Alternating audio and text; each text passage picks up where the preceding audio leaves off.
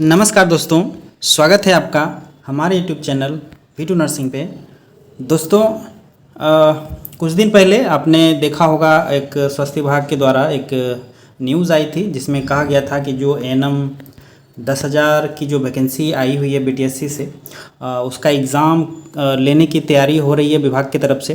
क्या कुछ उस न्यूज़पेपर में कहा गया है वो हम न्यूज़पेपर भी आपको दिखाते हैं और इस वीडियो में हम आपको बताएंगे कि बीटीएससी एएनएम की जो तैयारी कर रहे हैं, जितने भी अभ्यर्थी, जितने भी स्टूडेंट्स तैयारी कर रहे हैं इसके एग्ज़ाम के लिए, तो उसे किस प्रकार से पढ़ना है, किस प्रकार से तैयारी करनी है, किन किन सब्जेक्ट्स पे, किन किन चैप्टर्स पे उनको ज़्यादा ध्यान देना है, जिससे कि एग्ज़ाम्स में जो है डायरेक्ट क्वेश्चन वहाँ से मोस्टली आने का पॉसिबल है।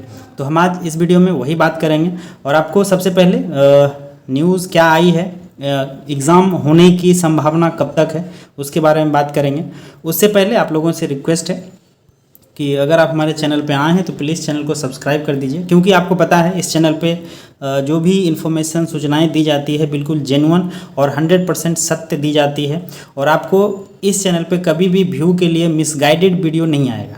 ठीक है, तो वीडियो को ज़रूर लाइक कर दीजिएगा, चैनल को सब्सक्राइब कर दीजिएगा और चलते हैं आपको दिखाते हैं क्या कुछ उस न्यूज़ में कहा गया है। उसके बाद हम आपको एक बुक भी सजेस्ट करेंगे जो कि आपके बीटीएससी एग्ज़ाम के लिए बहुत ही शानदार और सबसे बेहतर बुक जो होता है, आप जिसे कह सकते हैं जो सिलेबस बेस्ड बुक है, वो हम आपको एक बार सजेस्ट करेंगे। उसका पीडीएफ, सैम्पल पीडीएफ जो है आपको मिल जाएगा, आप उसे देख करके आश्वस्त हो लें, उसके बाद आप बुक ले सकते हैं। ठीक है, तो चलिए देखते हैं। आप यहाँ पे देखिए, ये वो कटिंग है, आप यहाँ पे देख लीजिए। ये 8 तारीख यानी कि परसों की न्यूज़ है।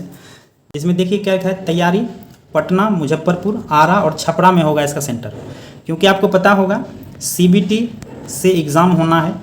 ठीक है, कंप्यूटर बेस्ड एग्ज़ाम होना है, इसीलिए हर एक डिस्ट्रिक्ट में सीबीटी एग्ज़ाम करवाने के लिए सुविधाएँ नहीं है, इसीलिए पटना, मुजफ्फरपुर, आरा और छपरा में इसका सेंटर होगा। ठीक है, इसमें देखिए क्या है, हेडलाइन क्या है, दिसंबर में होगी 10,000 एएनएम की नियुक्ति, परीक्षा इस माह के अंत तक आएगी तारीख। ठीक है, यानी कि अक्टूबर लास्ट तक जो है किस डेट में एग्ज़ाम लिया जाएगा, ये एक डेट शीट आ जाएगी और आप लोगों का एग्ज़ाम जो होगा वो दिसंबर में होगा। ठीक है, दिसंबर में किसी भी फर्स्ट वीक या फिर लास्ट वीक किसी भी डेट में दिसंबर में एग्ज़ाम होना है और डेट शीट जो है आपको अक्टूबर की यानी कि इसी मंथ में मिल जाएगी। ठीक है, अब इसमें देखिए क्या कुछ बातें हैं एग्ज़ाम से रिलेटेड, वो हम आपको एक बार दिखाते हैं। थोड़ा सा जूम कर देते हैं आपको, यहाँ पे देखिए। प्रदेश में 10,000 एएनएम की नियुक्ति के लिए दिसंबर में परीक्षा ली जाएगी। ठीक है, इसके लिए इस माह के अंत तक परीक्षा तिथि जारी हो जाएगी, अक्टूबर लास्ट में। परीक्षा ऑनलाइन होगी यानी कि कंप्यूटर पे होगी, सीबीटी होगा। परीक्षा के लिए सेंटर सूत्रों की माने तो पटना, मुजफ्फरपुर, आरा, छपरा में इसका सेंटर होगा, जिसकी तैयारी चल रही है। ठीक है, क्योंकि सीबीटी के लिए हर एक डिस्ट्रिक्ट में सेंटर नहीं है, आपको भी पता है। कंप्यूटर पर जब एग्ज़ाम होता है तो कुछ मेन जगहों पे, मेन सिटी में इसका जैसे कि अवेलेबल है, इसीलिए उस जगह पे ही सेंटर दिया जाएगा। 50,000 आवेदक पहले ही इस परीक्षा का आवेदन कर चुके हैं, यानी जब 2021-22 में ये वैकेंसी आई थी तो उस समय का जो एप्लीकेशन प्राप्त हुआ था बीटीएससी को वो लगभग 50,000 था। ठीक है, फिर से रीओपन किया है। रीओपन करने के बाद समझ लीजिए कि बिहार का एक बैच अभी निकला हुआ है, आपका 20-22 का निकल चुका है। ठीक है, उसके बाद अनेक राज्यों में जो अलग राज्य हैं, अदर स्टेट है, वहाँ से भी बहुत से ऐसे एएनएम के बैच हैं जो कि ऑलरेडी पास आउट हो चुके हैं, तो उन लोगों के लिए भी आवेदन करने के लिए 6 तारीख यानी 6 अक्टूबर तक लास्ट डेट था। तो हो सकता है वहाँ से भी कुछ आवेदन मिले होंगे, है ना। उनको भी चयन प्रक्रिया में बदलाव के लिए दोबारा आवेदन के लिए 18 अक्टूबर तक का समय दिया गया है। ये 18 अक्टूबर तक लिखा हुआ है, आई एम नॉट श्योर, क्योंकि लास्ट जो है 6 अक्टूबर था जब डेट इस बढ़ाया गया था तो। ठीक है, और अभी 18 अक्टूबर है। हम इसके लिए वेबसाइट पे जाकर के देखेंगे कि किसी प्रकार का एक्सटेंशन मिला है कि नहीं मिला है। ठीक है, इस दौरान 10 से 20,000 नए आवेदकों के लिए आवेदन की संभावना है। ठीक है, क्योंकि आपको पता भी है कि बिहार में जो एएनएम का जो अभी लेटेस्ट बैच पास आउट होना है उसका रिज़ल्ट नहीं आया है, उसका रिज़ल्ट आएगा, उनको भी मौका दिया जाएगा इसमें फॉर्म भरने के लिए। आप लोग आश्वस्त रहें।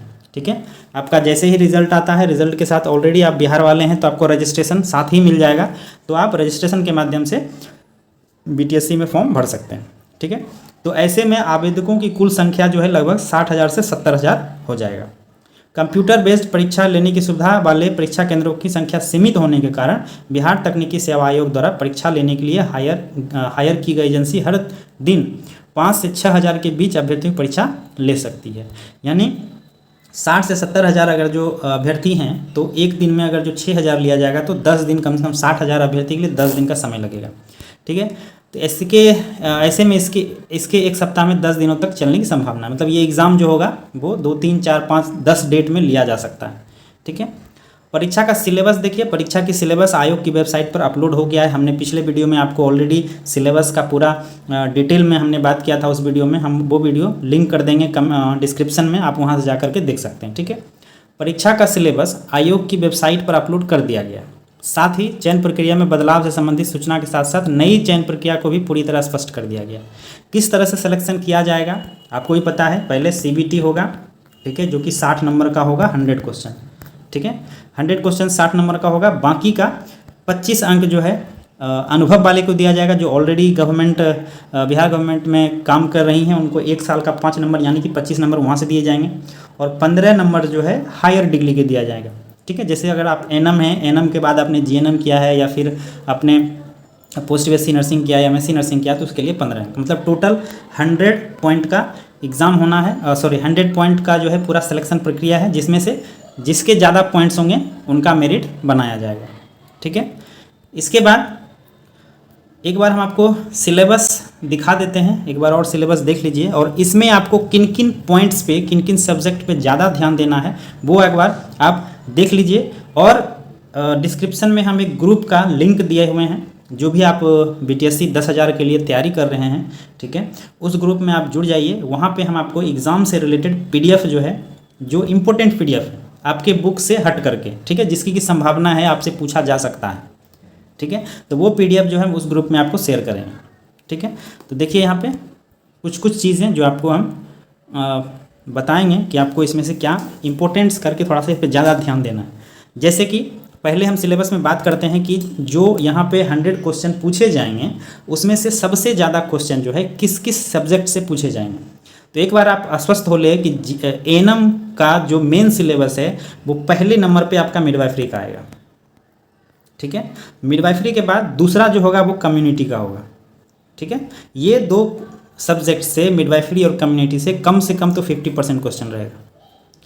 आप इस वीडियो को सेव कर लें, इस वीडियो को याद रखिएगा। हम जो कह रहे हैं बिल्कुल जब आप एग्ज़ाम दे करके आइएगा तो हम जो है आपसे डिस्कस करेंगे।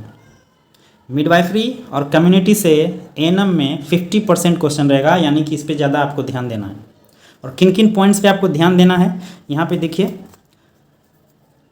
देखिए, participate in reproductive health and family welfare programs. ठीक है, पार्टिसिपेट इन रिप्रोडक्टिव हेल्थ और ये फैमिली वेलफेयर प्रोग्राम्स, इस पर तो आपको ज़्यादा ध्यान इसीलिए देना है क्योंकि आपने देखा होगा RCH, MCH, उसके बाद आपका CSSM। ठीक है, जितने भी प्रोग्राम्स आपका रिप्रोडक्टिव हेल्थ के लिए, मैटरनल और न्यूबॉर्न और चाइल्ड के लिए दिया गया है, वो सारे प्रोग्राम्स आपके लिए बहुत इंपॉर्टेंट है। क्योंकि आपको पता है NM की जो पोस्टिंग होती है वो रूरल एरियाज़ में होता है, ताकि जो गवर्नमेंट की हेल्थ प्रोग्राम्स है वो आप जन जन तक, कम्युनिटी तक पहुंचा सके। इसके लिए आपको इसके बारे में जानकारी होना बहुत ज़रूरी है। ठीक है, आप इसमें जो डेट्स वगैरह होंगे हम वो डेट्स भी आपको ग्रुप में सेंड कर देंगे। ठीक है, वो भी आप एक बार पढ़ लीजिएगा। उसके बाद दूसरा है आपका explain process of conception and future development. ये आपको थोड़ा सा इम्पोर्टेंट है, इसको आपको पढ़ लेना है। जैसे जायगोट की प्रक्रिया, जो आप जानते होंगे, फर्टिलाइजेशन के बाद जो प्रोसेस होता है, जो डेवलपमेंट होता है, वो बिल्कुल आपको याद कर लेना। जायगोट, उसके बाद एम्ब्रियो, उसके बाद आपका फीटस, ठीक है, जो भ्रूण का जो विकास होता है वो आपको अच्छे से पढ़ लेना। उसके बाद 5वें नंबर में देखिए, provide care to pregnant mother during anti care, intra care और पोस्टनेटल केयर। ठीक है, प्रेगनेंसी के दौरान की जो सेवा दी जाती है, जो उनका केयर दिया जाता है, देखभाल की जाती है, उसके बारे में।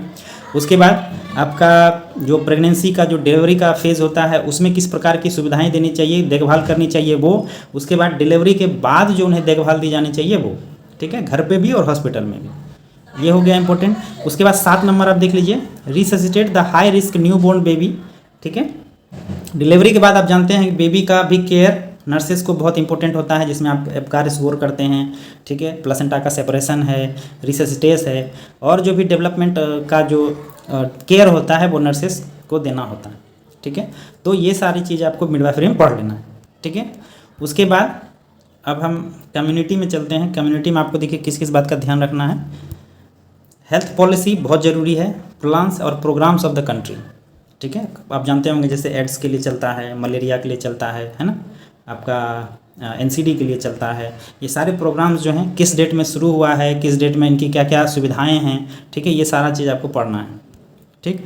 उसके बाद आप देख लीजिए 5 number home visit technique. ANM जो है एक बैकबोन मानी जाती है कम्युनिटी हेल्थ के लिए, जो कि होम विजिट को माना जाता है, ठीक है। तो होम विजिट आपको थोड़ा सा अच्छे से पढ़ लेना है। उसके बाद दूसरा है इम्यूनाइजेशन यानी टीकाकरण। टीकाकरण आप प्रेग्नेंट मदर से लेकर के 16 साल तक के चाइल्ड का मतलब कंप्लीट इम्यूनाइजेशन आपको अच्छे से पढ़ लेना है। कितने वीक्स में दी जाती है, कितना डोज है, कितना रूट है, आप किस रूट से देते हैं, और वो कौन से डिजीज़ के लिए काम करता है, ठीक है। ये आपको पूरा इम्यूनाइजेशन में पढ़ लेना, ठीक। उसके बाद फैमिली प्लानिंग। कम्युनिटी हेल्थ में आपको फैमिली प्लानिंग, जैसे कि आप जानते होंगे अस्थायी विधि और अस्थायी विधि, ठीक है, टेम्परेरी और परमानेंट, जिसमें आपके आपका फैमिली प्लानिंग में कॉन्डोम्स वगैरह आते हैं, आईयूसीडी आता है ना, हार्मोनल पिल्स आते हैं, और उसके बाद परमानेंट में आपको पता है वेसेक्टोमी और ट्यूबेक्टोमी होता है। ये पूरा कंप्लीट आपको पढ़ लेना, ठीक है। जिसमें आईयूसीडी का कुछ ऐसे टाइप्स हैं जो कि कोई 5 साल का वैलिड होता है, कोई 10 साल के लिए उपयोगी होता है ना। ये सारा चीज़ आपको याद कर लेना। इसके लिए हम बिल्कुल आपको प्रॉपर एक पीडीएफ आपको दे देंगे, उससे भी आप पढ़ सकते हैं, एक नोट्स बना लीजिएगा, ठीक है। उसके बाद आपको पीडिया देख लीजिए, पीडिया भी बहुत इंपॉर्टेंट है, देख लीजिए यहाँ पे चाइल्ड हेल्थ नर्सिंग, ठीक है। चाइल्ड हेल्थ नर्सिंग में इसमें जो इम्पोर्टेंट है वो आपका यहाँ पे देखिए 1 नंबर का है assess growth and development of a child different as.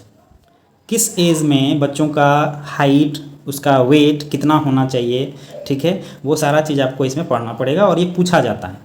Most of question हम बुक में देखते हैं कि अगर चाइल्ड हेल्थ नर्सिंग से है तो उसमें ग्रोथ एंड डेवलपमेंट से क्वेश्चंस जरूर होंगे, ठीक है। उसके बाद आपका कम्युनिकेबल डिजीज़ से होगा, उसका आपका ये प्रोटीन डिफिशियंसी वाला होगा, है ना। ये सारा चीज़ आपको पढ़ना है, और बाकी आपको सब कुछ पे ध्यान देना है। जितने भी पॉइंट्स दिए हुए हैं सारे को पढ़ना है, लेकिन जो हमने अभी बताया है उस पर थोड़ा सा आपको ज़्यादा ध्यान देना है, ठीक है।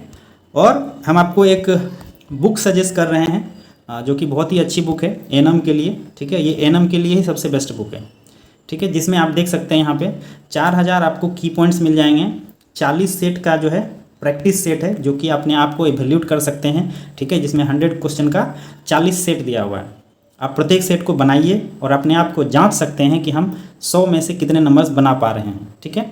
उसके बाद 10 सेट जो है आपका एएनएम के लिए, जो राजस्थान, मध्य प्रदेश, उत्तर प्रदेश या हिमाचल प्रदेश जहाँ भी एएनएम के लिए इंट्रेंस एग्जाम हुआ है उसका ओरिजिनल सेट दिया हुआ है, ठीक है। आप देख सकिएगा कि किस प्रकार के क्वेश्चन एएनएम में पूछे जाते हैं। उसके बाद स्टाफ नर्स के लिए भी 10 सेट दिए हुए हैं, ठीक है। उसके बाद वस्तुनिष्ठ प्रश्न जो है लगभग 6000 प्लस है, जो कि आपके एग्ज़ाम प्रिपरेशन के लिए बहुत ही उपयोगी होगा, ठीक है। और यह बुक जो है आपको हिंदी और इंग्लिश दोनों में मिल जाएगा, दोनों भाषाओं में मिल जाएगा, ठीक है। और बहुत ही अच्छी बुक है, आपको पढ़ने में भी आसानी होगा, समझने में भी आसानी होगा। जो भी की पॉइंट्स दिए हुए हैं वो डायरेक्ट एग्ज़ाम में पूछे जाने वाले की पॉइंट्स दिए हुए हैं, ठीक है। आप ये बुक लीजिए और अच्छे से पढ़िए और अपने एग्ज़ाम को अच्छे से तैयारी कीजिए, खुद से एवेल्यूट कीजिए। और बाकी जो इम्पोर्टेंट अगर जो इम्पोर्टेंट कुछ भी पीडीएफ देना होगा या फिर कोई इम्पोर्टेंट चैप्टर्स होंगे तो वो हम आपको पीडीएफ बना करके ग्रुप में भेज देंगे, ठीक है दोस्तों। और बाकी इसमें से किसी प्रकार की जानकारी आपको चाहिए तो आप हमें कमेंट कर सकते हैं। ये बुक जो है आपको बाइलिंगुअल मिल जाएगा, हिंदी इंग्लिश दोनों में है, सभी राज्यों के लिए है।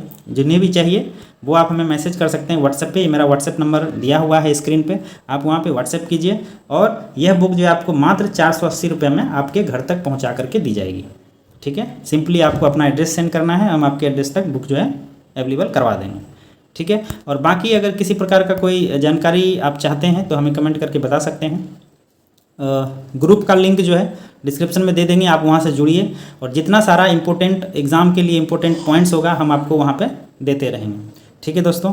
बाकी ये वीडियो आपको कैसा लगा जरूर हमें कमेंट करके बताएं। वीडियो अच्छा लगे तो ज़रूर लाइक कीजिएगा, अपने दोस्तों को शेयर कीजिए और बुक आप ज़रूर खरीदें क्योंकि आपको पता है स्टूडेंट्स का जो मित्र होता है वो बुक होता है। बिना बुक का सक्सेस थोड़ा सा टफ हो जाता है।